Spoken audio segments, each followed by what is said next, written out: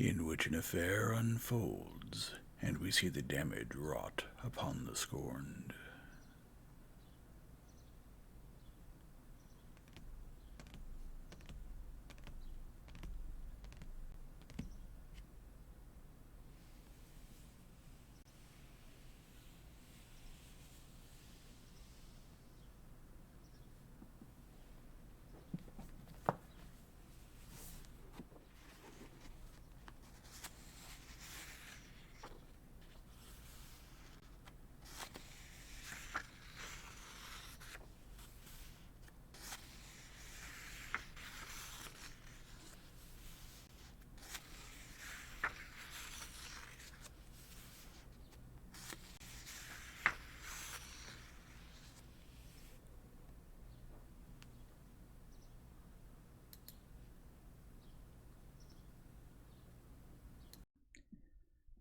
Chapter 3.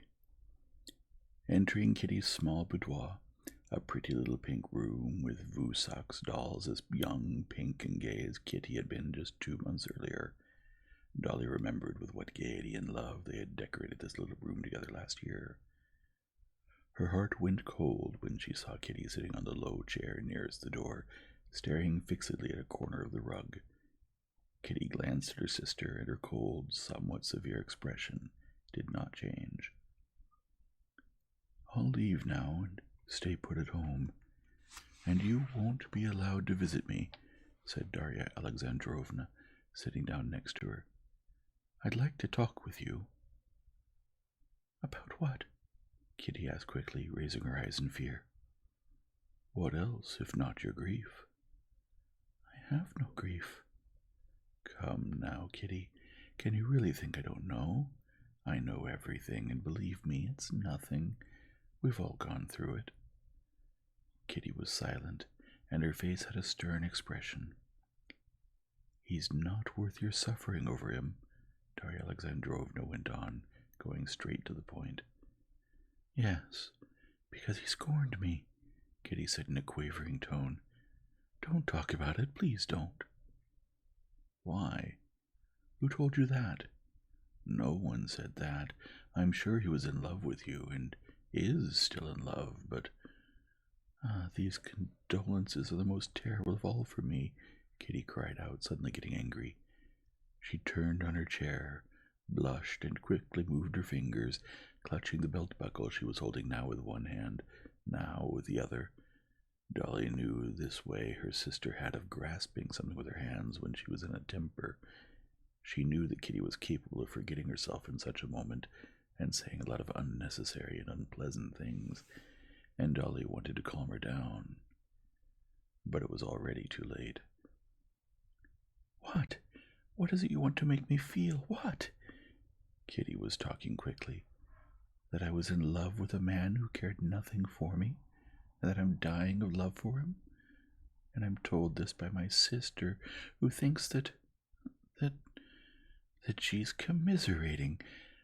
I don't want these pityings and pretenses. Kitty, you're unfair.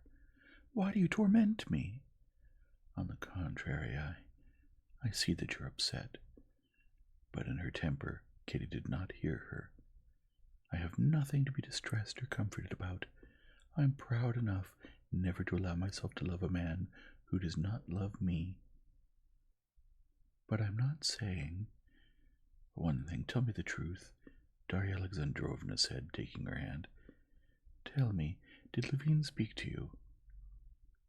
The mention of Levine seemed to take away the last of Kitty's self-possession. She jumped up from the chair, flinging the buckle to the floor, and, with quick gestures of her hands, began to speak.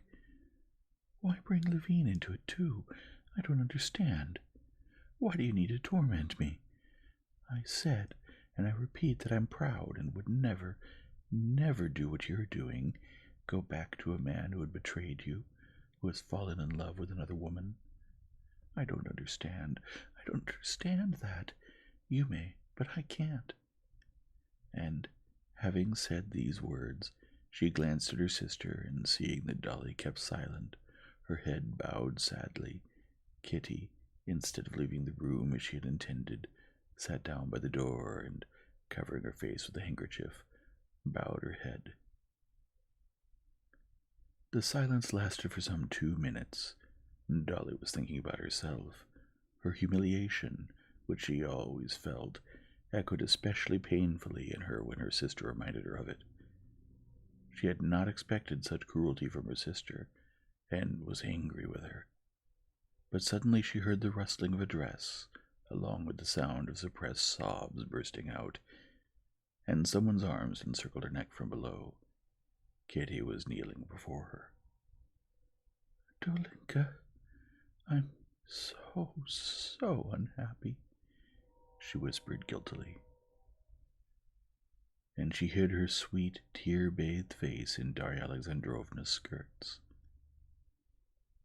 As if tears were the necessary lubricant without which the machine of mutual communication could not work successfully, the two sisters, after these tears, started talking, not about what preoccupied them, but about unrelated things, and yet they understood each other. Kitty understood that her poor sister had been struck to the depths of her heart by the words she had spoken in passion about her husband's unfaithfulness and her humiliation, but that she forgave her. Dolly, for her part, understood everything she had wanted to know. She was satisfied that her guesses were right, that Kitty's grief, her incurable grief, was precisely that Levine had made a proposal and that she had refused him, while Vronsky had deceived her, and that she was ready to love Levine and hate Vronsky. Kitty did not say a word about it. She spoke only of her state of mind. "I have no grief," she said once she had calmed down. "But can you understand that everything has become a vile, disgusting course to me and my own self first of all? You can't imagine what vile thoughts I have about everything." "Why? What kind of vile thoughts could you have?" Dolly asked, smiling. "The most violent course. I can't tell you. It's not anguish or boredom. It's much worse, as if all that was good in me got hidden, and only what's most vile was left. Well, how can I tell you?" she went on, seeing the perplexity in her sister's eyes. "Papa started saying to me just now, it seems to me all he thinks is that I've got to get married. Mamma takes me to a ball. It seems to me she only takes me in order to get me married quickly and be rid of me. I know it's not true, but I can't drive these thoughts away. The so-called suitors I can't even look at. It seems as if they're taking my measurements. Before it was simply a pleasure for me to go somewhere in a ball gown. I admired myself. Now I feel ashamed, awkward. Well, what do you want? The doctor? Well..." Kitty faltered.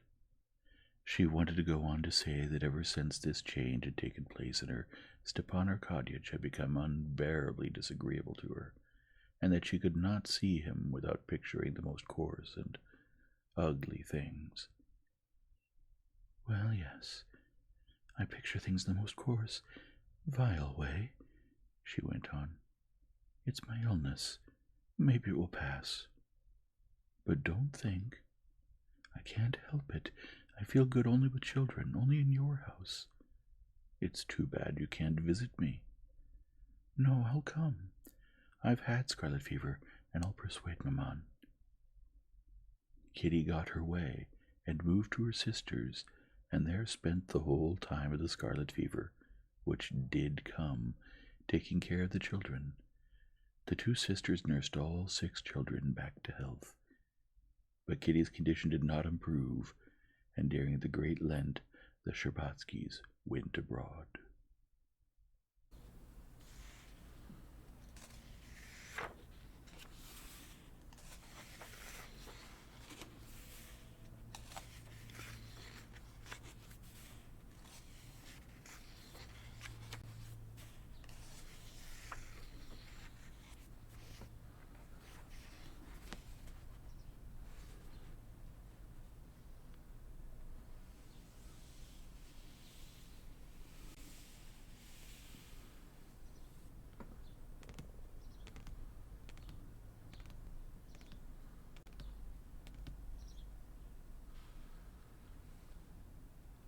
If you enjoy this format, please leave a like and subscribe and return tomorrow for the next chapter.